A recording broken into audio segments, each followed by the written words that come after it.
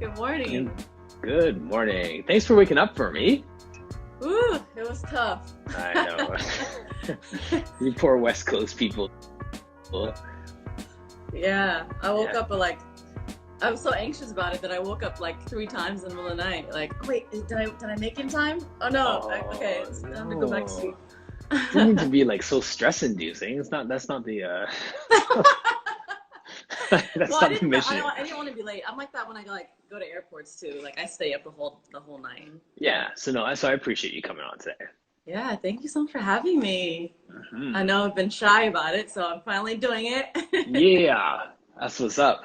Because I think, that's it. I love the fact that people are just stepping out of their comfort zone. So let's, it's so chill. This is completely like a Starbucks conversation. Like it's not like it's a formal interview. I didn't send you 75 questions to answer before we get started. Like we just go, right? hmm Um, and just for those of you who you don't know Nikita's background or how we even got connected, right at the beginning of the quarantine, everyone's kind of just scrambling and figuring out what they're gonna do and how they're gonna pivot. And I made some, like just a bit of a forum for our waivers because no one really had thought about virtual classes. Do we need waivers? Can people sue? Like, does this cover insurance? So I really didn't know if anyone else was doing it, but I figured let me just make a forum out. And yeah, we connected that way. You just ask for that forum. And from there, I think we've kind of been bouncing ideas off of each other. And I've looked at your format for your virtual classes and how you've advertised them. And you've done a great job with your pivots. So it's been good. Yeah. Thank you so much. And I remember you helped me make a Google um, intake form. Yes. Yeah, Yeah, yeah, so I really appreciated that help from the Pilates community. yeah. And that's it, right? Like I think everyone kind of pulled together, and we'll talk a little bit more about that later because I think it's cool how we all have banded together to help each other in that way. But then Mm-hmm. on a racial level, like we still see differences. So it's been an interesting dynamic. Um, Mm-hmm. so before we dive too deep into that, can you just say your name and your business and what you do? Sure. My name's Nikita Jew, and I run Nikita Pilates. And my niche is athletes, professional athletes, so basketball players, football players, soccer players, um, pretty much any type of athlete, including dancers. Yeah, Um, and yeah, that's pretty much what I do. very cool. So coming from a dance background, how did you find Pilates, or how did Pilates find you? Well, as a ballet dancer, I did ballet, growing up since I was like 8 years old, and within my training, I did Pilates here and there. I didn't do it like all the time, but I did it here and there, and I didn't think anything of it at that time. I was like, okay, this is cool, But when you're young, you don't realize like the benefits of something. When you're really young, you're like, okay, Yes. whatever. But I didn't. It didn't click to me the benefits of it until I got injured. So I was dancing with Mm, the dance theater of Harlem at the time. okay. I moved to New York at 17 to pursue my passion to become a ballet dancer, and um, yeah, my like last year there, I was like probably like the fifth year. I got stress fracture injuries, and I was pretty much getting around in a wheelchair. Um, Really? yeah. It was during winter, so like getting around in a wheelchair, in the cold blizzards, like getting on buses with my Mm, wheelchair, mm. because I was told I wasn't allowed to like walk on my bone or Right, of on my course. leg. Yeah. Um, Probably could have used crutches, but I didn't have it at the time. So yeah, Yes. so I was getting around in a wheelchair. Which is But probably better. It probably anyways, healed faster as a result of that, right? yeah. So the Pilates instructor at Dance City of Harlem kind of introduced me to Pilates in a different way that Hmm. made me go, wow. Like I didn't know that I had all of these muscles, especially because I couldn't move as much. I wasn't dancing. I had to Yes. stop dancing. So it was just amazing. I was like, oh my goodness, I didn't look at Pilates this way before. Hmm. I was like, Yeah. using muscles I'd never had before, and I was just like, I was just blown away by how it's healed me, and Yes. I had to do it consistently, with reformer and without the reformer. I actually started a lot with Pilates mat, Yes. with the Pilates, the PT, who was also a Pilates instructor. Yes. So So it more like was, corrective exercise at that point. yeah. Yeah. And she also had a reformer, and we did like a lot of footwork. It was low impact, which I really liked about it. Hmm. And so, yeah, at that time, I didn't think, oh, I'd become a Pilates instructor at that time. I was like, wow, this is really amazing. But Yes. I didn't think about becoming an instructor at that time. Right. Can we talk about your ballet for a second? Because like I was watching the Stefan Marbury documentary yesterday on Netflix, and it's kind of got me thinking about being elite once again. And going to New York to do ballet at 19, 17. Um, that's not just like, wow, you're pretty good. Like you got to be good to be able to think that you have a chance doing all these different things. So what made you decide to move to New York and to pursue it?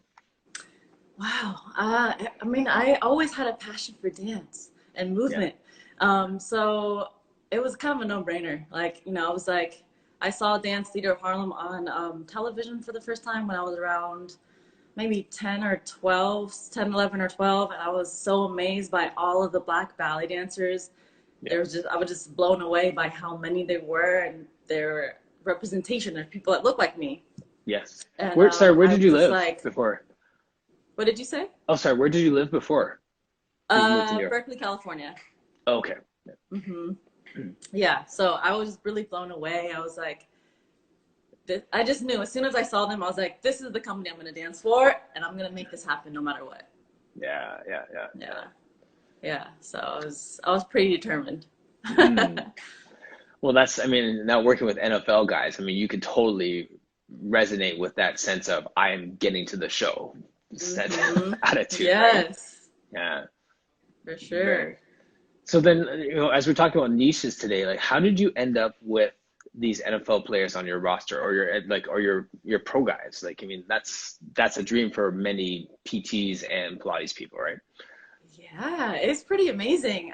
So maybe like 15 years ago, I saw an athlete doing Pilates on YouTube. I guess it just kind of showed up, and I was like, oh, well, that's cool. Wow, I can't believe he's actually doing Pilates, and he's a guy. What? Yeah. I was just like, I was blown away. I was shocked. I was like, okay, that looks cool. And then, I thought to myself, oh, wow, that would be really cool. Maybe that's something that I can do. I really connect with other athletes in the sense of you're using your body consistently and constantly at a Yes. high intensity level. Yes. And that's something that I connected really well with. And also I didn't see a whole lot of men doing it besides ballet dancers. I didn't see a whole lot of athletes doing Pilates. So I was just like, maybe this is something that I could actually get into and Yes. introduce to a lot of people. That's something that they don't know really exists or they don't know anything about. Yes. Um, yeah, so And that was like I 15 wrote it in years my ago. journal. I actually wrote it in my journal. I wrote it and everything in present tense, like how everything was gonna happen. And I'm actually thinking back about it. I was like, wow, like I can't believe I've gotten this far as far Yeah, as introducing so many athletes to Pilates. that It's is been pretty awesome. incredible. Yeah, yeah. So I just from your post, I see NFL guys. Like, who else have you worked with? You don't have to drop names, but I mean, like what other athletes, sports have you worked with? Um, it's been mostly NFL and basketball players. Okay. Yeah, Mhm. yeah, mostly. Do you feel I've had some athletic trainers on and some guys who work with NBA guys. Do you feel like there's some common things, like as soon as they walk in the door, okay, we're definitely working on this today, sort of thing? Like, is there a common issue that they come in with? You know what? I know what I've learned is that they're all so different. Like in my Yes. mind, I'm like, okay, they're gonna come in and they're gonna be super tight, Right.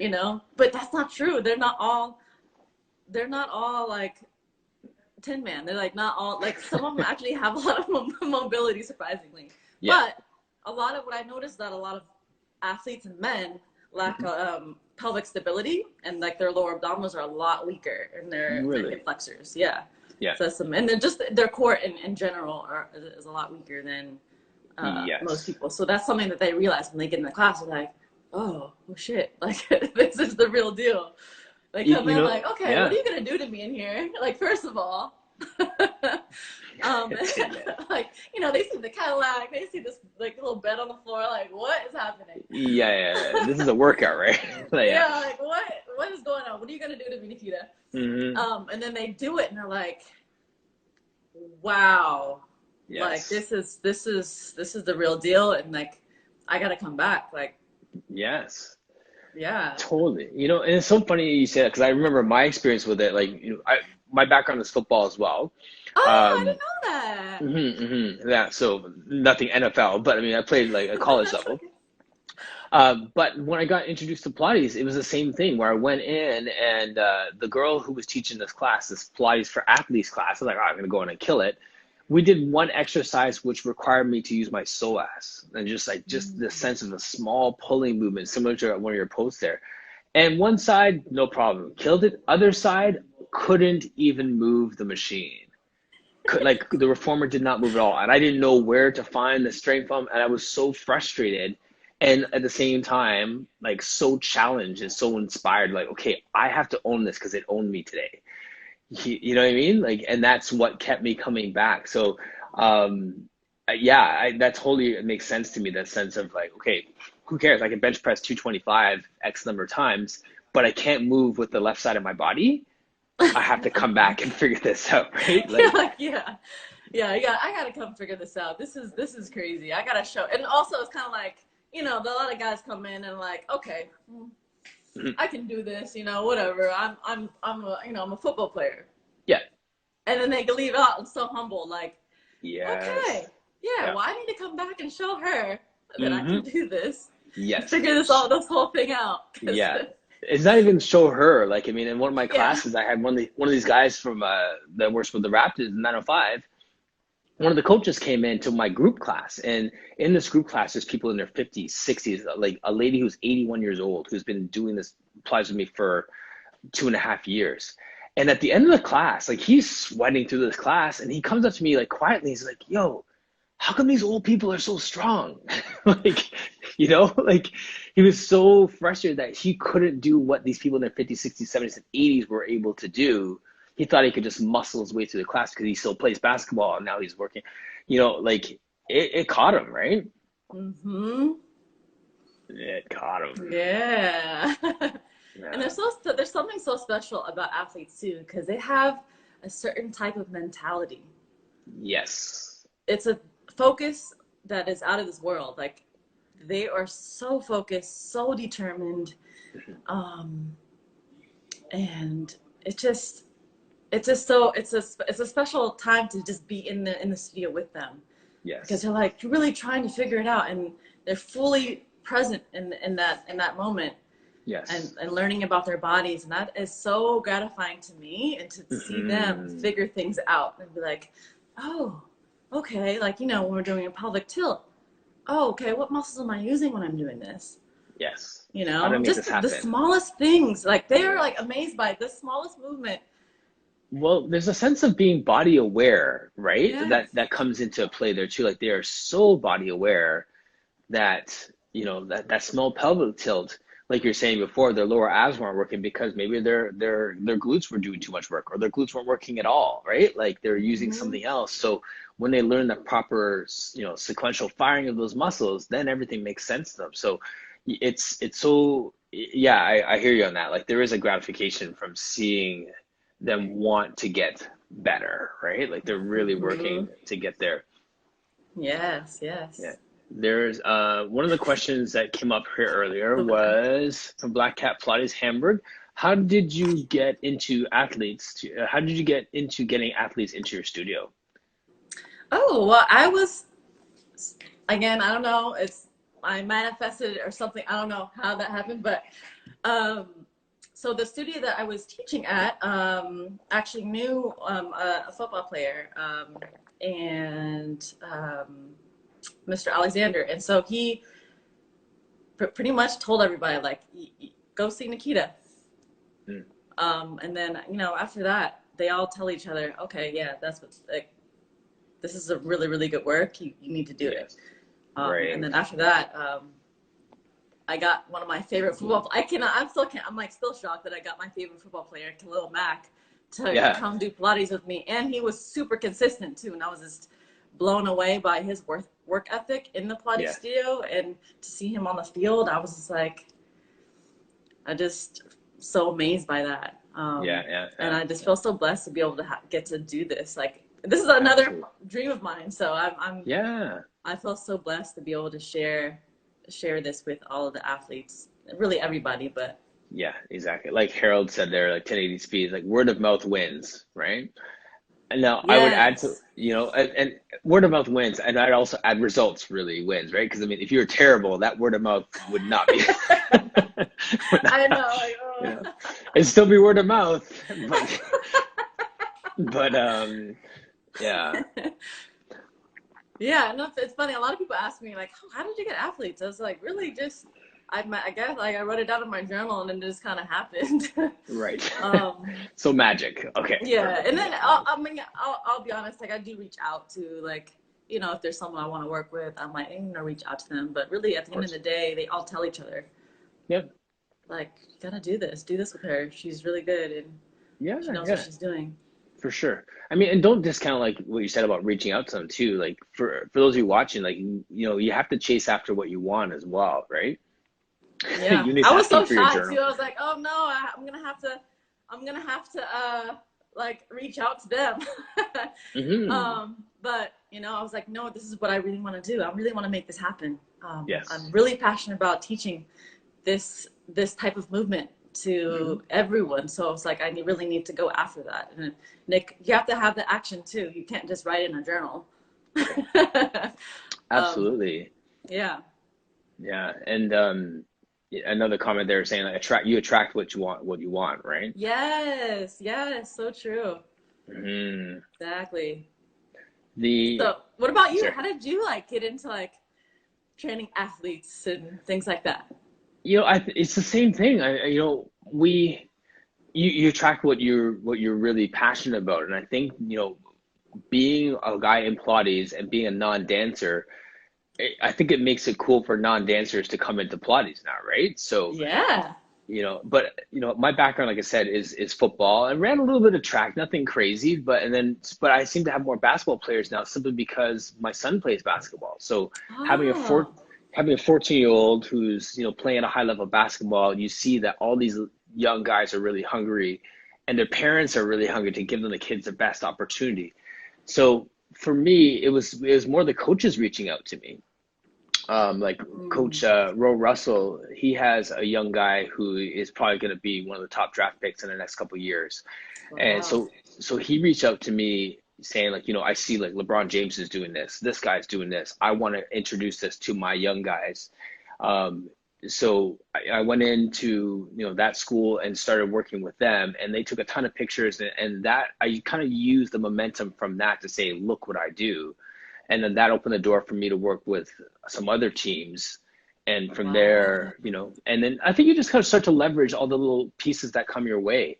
I had an NBA guy I was working at Lifetime at the time, and then he came in with his trainer, and then they referred them to me for Pilates. So I worked for one summer with a guy with Nick Stauskas when he was playing for Philly. So he came in town, worked for a summer with him. So then from there, you know, it just kind of cascades from there, and you realize like I really like working with these guys, and they all have that drive and that passion and that determination to get better, and just this sense of being body aware that I just love. So, you know, as much as I love my everyday people, those those are the people that my world stops for, right? Like Yes. the young athletes are trying to get to that next level, and those guys are already there that realize that this is the missing link to get them in, right? To get them, to keep them Yes. injury free, and also to, you know, get strong in those weak links.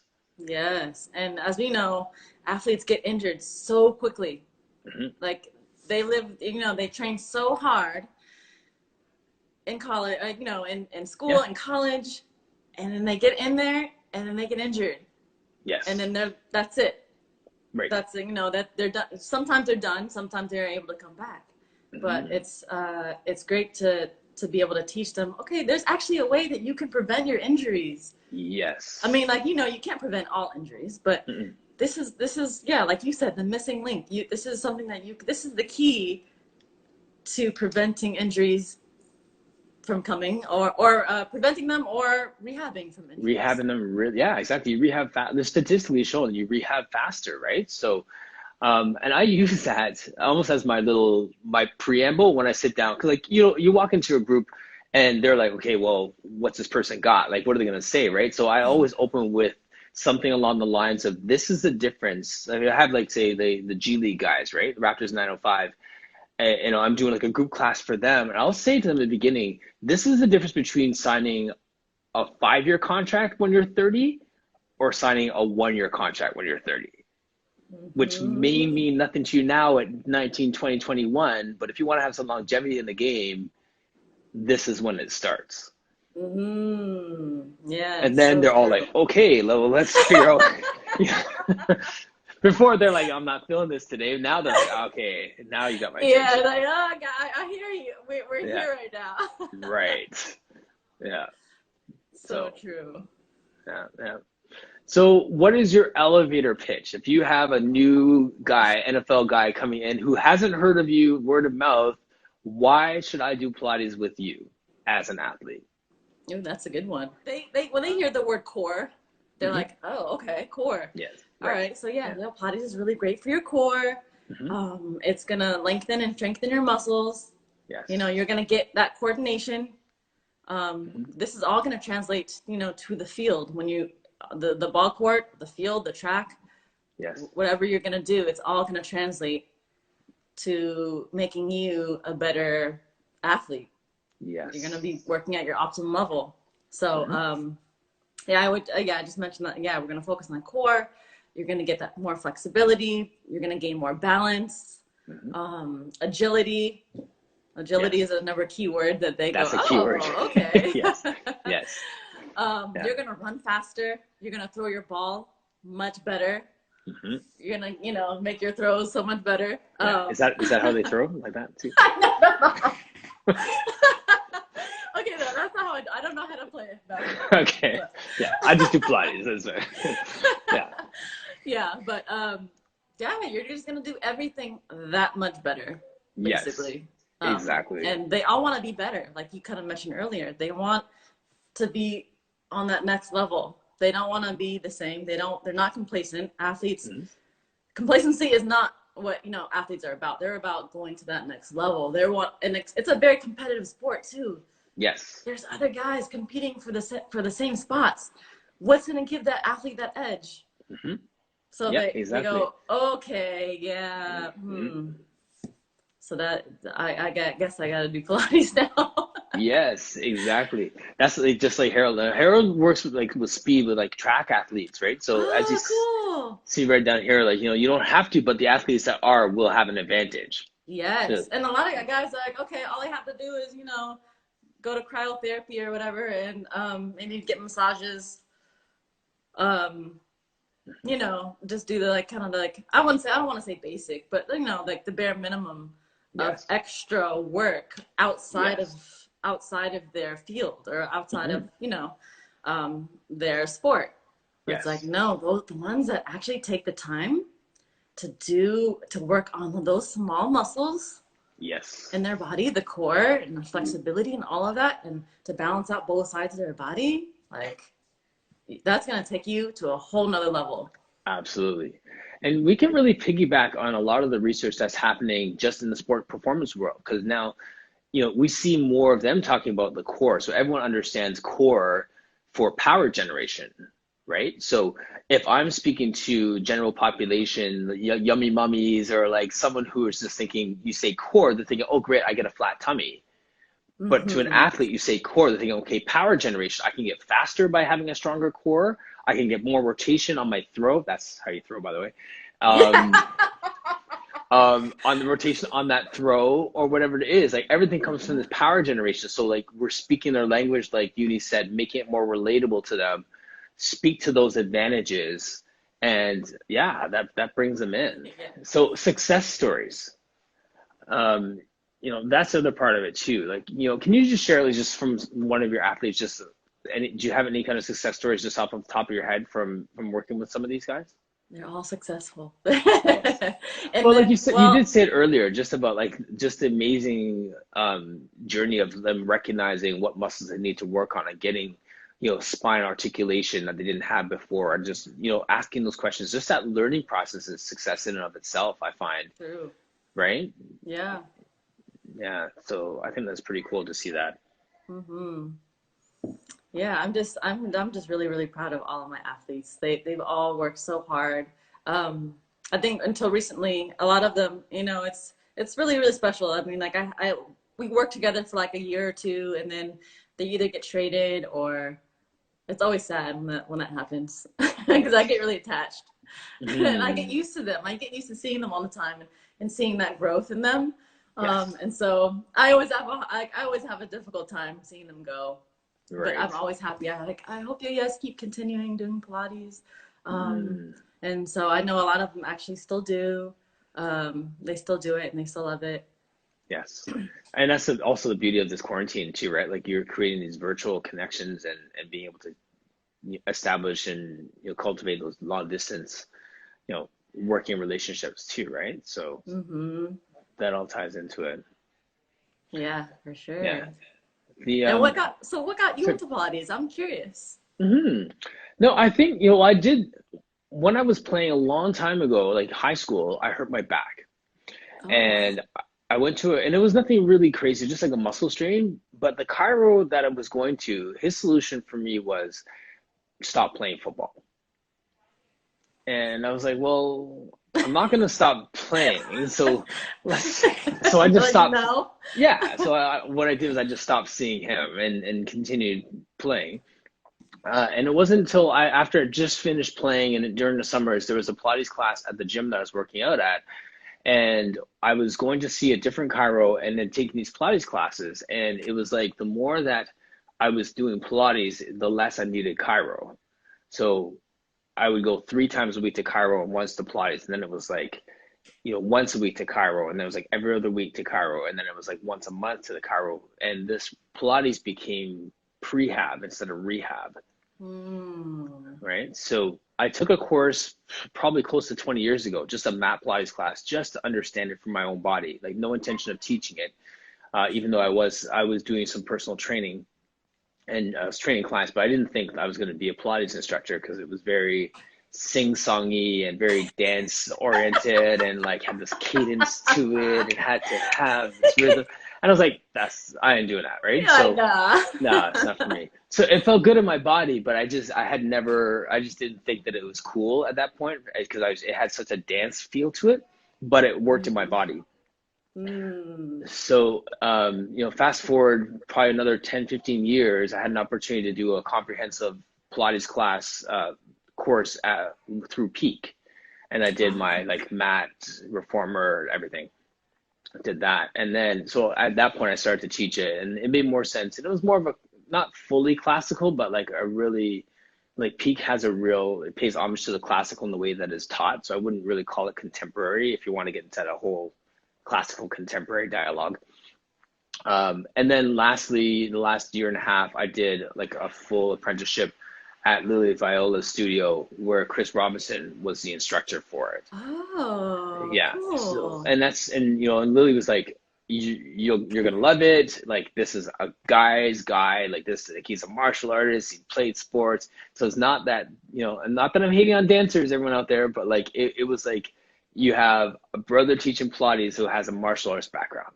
Wow. So that resonated with me. So when it was taught in that way, that's what really maybe dive deeper into the classical Hmm. Pilates. So that's kind of like my path with it. So now I look at it from the perspective of contrology and what did Joseph Pilates really intend for it to be, and with him being a boxer and a gymnast, and like you get it for your football players. Pilates isn't to become a better Pilates instructor or be a better Pilates student. It's to be a better football player. Hmm. So when I'm teaching Pilates, I'm looking at it from the perspective of, whether it's one of my 70-year-old guys who's playing with his grandkids, or, a guy who's in the NBA. It's like, this is for you to be better at the other stuff in your life, Mm-hmm. and take it from that perspective. So that's really how I approach it. And that's how I look at Pilates. Nice. Yeah. That's Yeah. awesome. That is my story. Wow, it's so interesting to hear everyone's story and how they got into Pilates. Because everyone's story is different. So Yeah, no, exactly. And I think that's the whole point of doing these core conversations too, because everyone has a story and everyone has a way that they found it. Um, so for someone like yourself who found it through dance and then found it in another way for your athletes, and then to craft your whole business around that, I think that's really cool. And I think that's really inspiring for others out there who are still at different points in their journey, where they may be just teaching in some big box gym in the corner doing Pilates, and want to expand, or they want to work with one type of people. How do mm-hmm. we get there, right? So Mm-hmm. yeah, Totally. like I don't know if she's still on, but you see Royal Tash. She's a Pilates instructor in Iran. Yeah, Wow. so she's a student. I don't know if she's still on, but so yeah, so she's an apprentice. She's doing some teaching there. Yeah, so everyone's at different points in their journey, right? Like we have people that are like, the people that we look up to, and there's people who are on their way up. So when we have these conversations, like, please reach out to Nikita after, right? Just ask her questions like, how did you get those NFL players? And I want to do that too, right? So there's a dialogue that's happening within the studio, within the Pilates culture, that says, we need to look at the privileges that some people have over others, the systems that are set up so that we don't succeed, the opportunities that are there or not there. Mm-hmm. You know what I mean? So like it's more of a broader conversation, as opposed to you're doing this, pointing a finger, and you need to change, sort of thing. Right.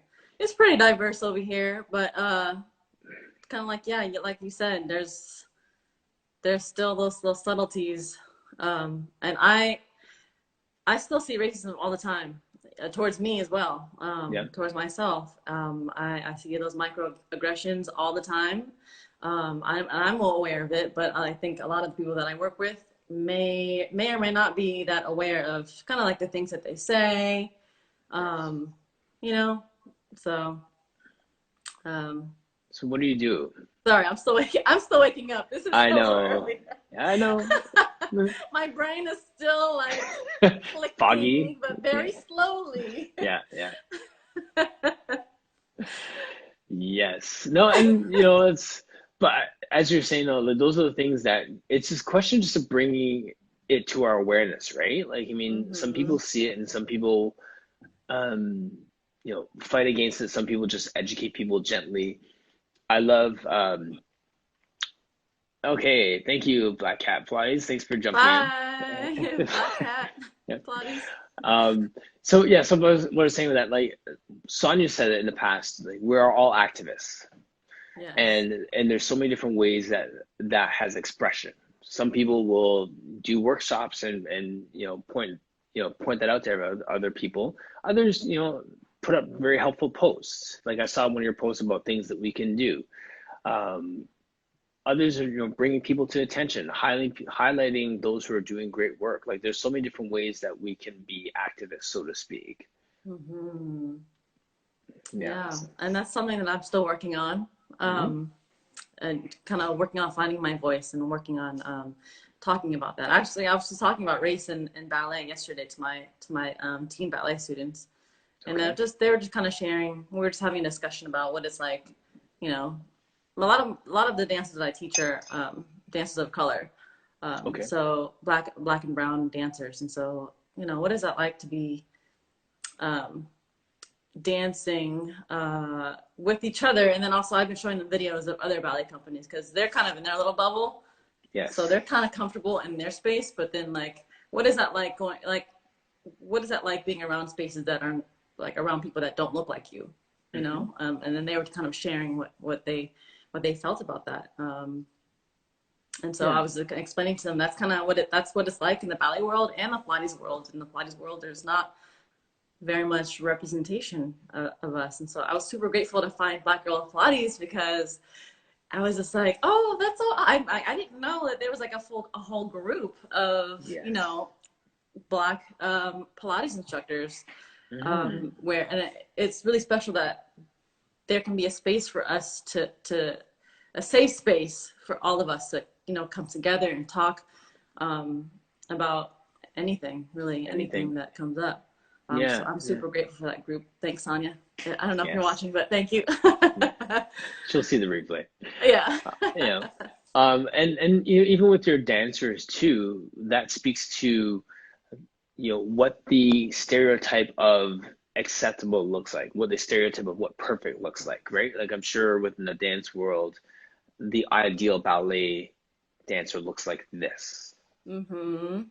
right? So Right. how with these dancers, how do you challenge that mindset for them to feel like they're acceptable and they're strong and they are good enough, so to Mm. speak, right? Well, lately I've been showing them lots of videos of Dance Theater of Harlem. And also yesterday we actually watched a number of videos of Misty Copeland, who was an African American ballet dancer with Mhm. the, yeah, American ballet dancer who became a principal and started at the age of like 13 years old. And she's Wow. African, you know, she's African American and, you know, Yeah. all of the things that she's working towards, you know, fighting for right now for all of future Black ballet dancers in the world and Mm, fighting for our diversity and making sure that we're seen.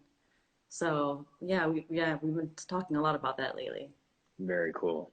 So you're still Mm-hmm. really like deep in the ballet world. I am, yeah. Yeah. Yeah, so during this whole quarantine, I've been teaching Pilates and ballet.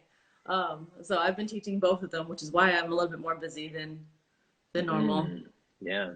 And I'm Very. also like I have a daughter. I have a 9-year old, so I'm Yes. also I've been homeschooling her, which has been taking up so much of my time, and I'm happy to do it, but and happy to spend extra time with her. But yeah, we ended up staying home like till 5 or 6, working on like schoolwork. That was more in the Yes. beginning, but now she's in summer school, so it's a little more chill right now. But Right. um, yeah, so Yeah. really really busy, and I have other jobs as well as like on top of this. Oh, do So you? I'm also a samba dancer. So Are uh, you?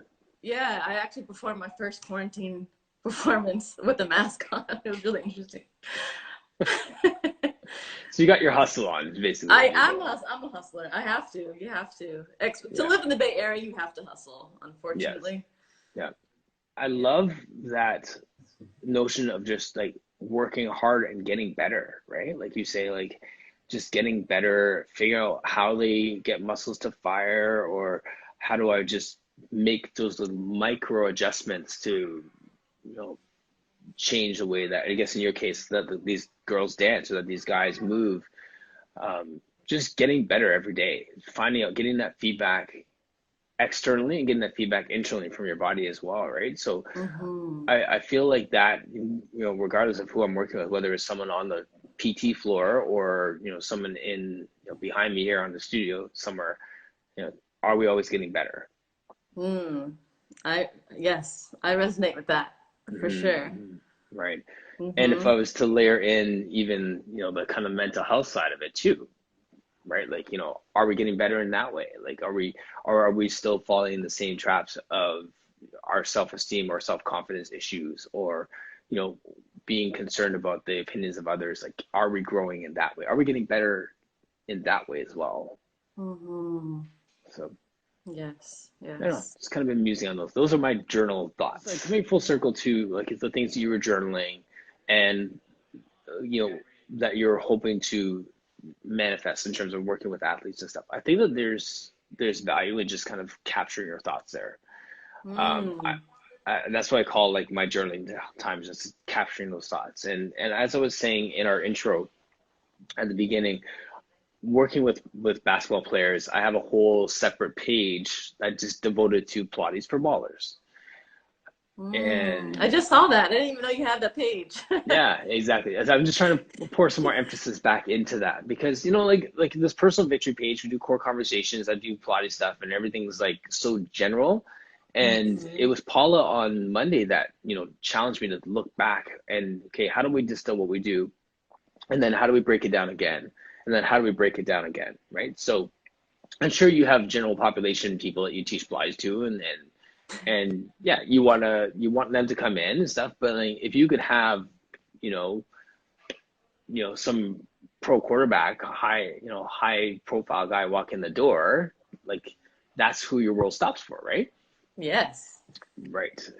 So there's one side of that which is, writing it down, journaling it, thinking it. There's another side of which is just actually putting yourself out there at the expense of everything else you do to be known as the authority in this one area. Mm-hmm. So that's the piece that I'm working on right now. And for those of you who are watching too, I want to encourage you. We have so many things that we are passionate about. There's so many things that actually not even passionate about. There's so many things that we're good at. Like, let's be real. Like you can work with, I'm sure you can work with anybody, right? Yes. Right. So a dancer comes in, someone who's overweight comes in, someone who just came off of a surgery can come in, and you can work with Mm-hmm. all of them. Yep. But you boil your niche down to the one thing that really makes you come alive. Yes. Right. So Mm-hmm. that's the piece I'm thinking about for my business as we get ready to kind of reopen is like what makes me come alive? Who are Oh, my ideal clients and who do I want to fill this space with? ooh, ideal client. I Ideal client is definitely an athlete for Hmm. sure. Just because of the drive that they have, the passion that they come with in the studio, and the hunger Yes. of learning. Hmm. Because as we said before, like athletes they're hungry. They want to Yeah. be better. They want to get better. They want to be better. They want to be the best. Yes. Would you Yeah. say like, and I'm just seeing like you've had like linebackers, like this is maybe more of a technical football question for me coming from football, but like I see you have safeties, you have linebackers, you have these guys who are more strength based guys, and then you have some more skill based guys, Mm.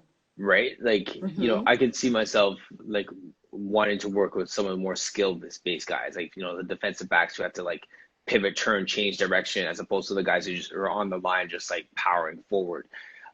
Do you notice that with the guys you train that like positionally that there's certain things that guys, yeah, Yeah, for yeah, sure.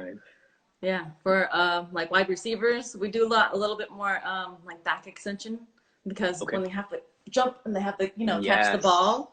yeah, Yeah, so yeah, it definitely depends on the position that they're playing. So like I just said, like wide receivers, we have to catch the yes, ball, or safeties have to catch the ball as well. They have to jump, hmm, and they hmm, have to know how. So like we do like a lot of jump board stuff, yes, yeah, just like jumping off the board, getting those feet, working on the ankle alignment, hmm, and that push off.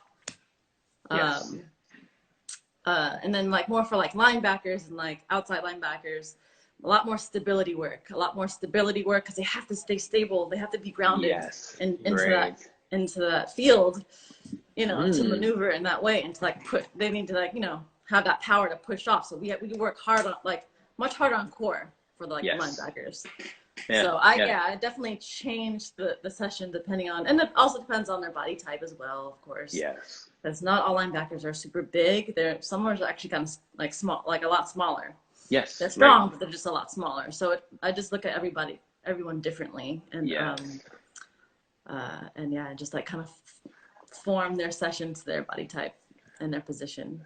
Yeah, very cool. I think that that's one of those pieces too. We have to do our research, not just at getting better at Pilates, but understanding positionally what are the needs of the position within the sport, and which is like a Mm-hmm. different level of understanding, right? So for those Yeah. of you watching out there, that's a fascinating thing, right? Because like, yeah, you're right. Like even within like your linebackers, you have guys who are just a big muscle guys, and then your outside linebackers who need to be more agile. Like those are the quick, fast guys who still need to have balances. There's going to be someone pushing on them while they have to make a decision and a move.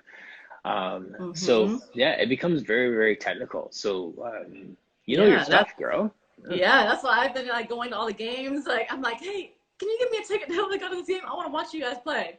Because Mm. I'm consistently studying, and they probably think I'm just gonna go there to like have fun. But I mean, yeah, I am. But Yes. I mean, I Yes. am there to have a good time. But also, I'm observing. I'm observing how they move. Yes. Yeah, I'm observing every single player and their position and how they move, and it's just fun to actually like I'm very analytical, so I like to like nitpick and like see something I didn't see before, or Yes. There you go. I'm consistently trying to learn, how that all works and how that is going to translate to the Pilates studio and what I can make, Yes. like what changes that I can make, and so on and so Mm. forth. Yeah. So. Right. Yeah. And you can see their muscle imbalances and what that player specifically needs to work on as well, and all that stuff. Yeah, yeah. A lot of them Yeah. have like really tight backs. So we do like a lot of hamstrings, like stretching the hamstrings. Hmm. Some need just mostly stretching. So Yeah. like some sessions it's just a lot of stretching. It Yes. really just depends. And also depends on like in season and off season. Right. Like in season, we're working on more like it's a mixture of like stability and flexibility. And then off season, it's like a little bit faster paced, a little bit more Yes. faster paced and a little bit like hardcore. Yes. Because their job off season is to kind of stay fit. Yes. Whereas in And show season up they're ready. tired, their muscles are like they're Yeah. done. They're like, I can't move, Nikita, but Yeah. we're gonna do something, but I can't barely move today. Yeah. Yes. Sometimes we're like, all right, cool, we'll just do some hip flexor stretching. Yeah. you Yeah. know, Yeah. just getting them to move and stretch in different directions. Hmm. Some Yeah. players just need that. Yeah. That's good. Yeah. You know your stuff, my friend. I'm still Uh, learning. yeah. I'm always a student. I'm always learning, but Yeah. That's it. And we've pretty much burned through our full like hour here just talking. yay! Yeah, you made it. I finally did No. it. But yeah, no, honestly, like, thank you so much. I do appreciate the fact that it is early for you on that West Coast, and that this is not your time of day. But I did want to get you on just because I do appreciate what you do and like how you work with, dancers and with athletes. And you have a niche, you have a specialty. And as we heard today, like it's not just athletes, it's positionally and within positions, the size and the type of play that they need. So it just brings to the table the whole sense of training the body in front of you Mm. on another level from a sport perspective through the lens of working Yes. with athletes. So very, Yes. very cool. Yes. And like Darren's Yeah. saying, lots of stuff to take away. So thank you so much. Thank you so much. I'm so grateful for you, and thank you so much for having me today. Mhm. I know you asked me to do this, and I was like, I don't know. This But is like I'm really glad I did this. good. I'm glad you did too. I only have to ask you for like 2 months, but that's fine. I know. Yeah, I was telling my friends like, oh yeah, like I really want to do this, but I'm shy. They're like, just do it. Get over it and just do it. I'm like, okay. Just do it. But Exactly. I'm so happy I did. Thank you Yeah. so much for having me today. Thank you so much for joining us today on Core Conversations. This organic platform has been made possible by amazing people like yourself. So if you're a Pilates instructor or a movement specialist of some kind and you want to be a guest, please message me. If you're in some other field and the messages just resonate with you, message me. I'd love to have you on. All of our messages connect, and for some reason, they all help us in this battle. We're all in this game together, so I'd love to hear from you. Let your words be life to someone else. Check out our website, personalvictory.ca. Click the Core Conversations page to see who our upcoming guests are, and I will see you next time on Core Conversations.